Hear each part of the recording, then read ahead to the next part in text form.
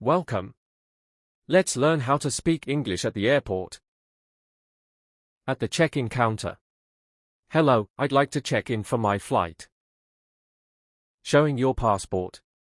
Here is my passport and ticket. Asking about baggage.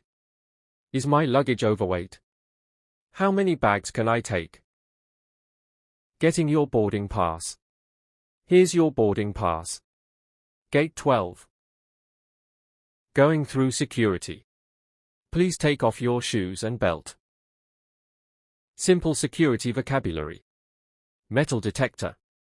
Boarding pass. Carry-on bag. Answering questions. Do you have any liquids or electronics? Finding your gate. Excuse me, where is gate A5? At the gate. When will we start boarding?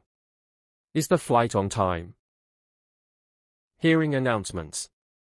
Flight 213 to Dubai is now boarding. Asking for help. My gate changed. Can you help me?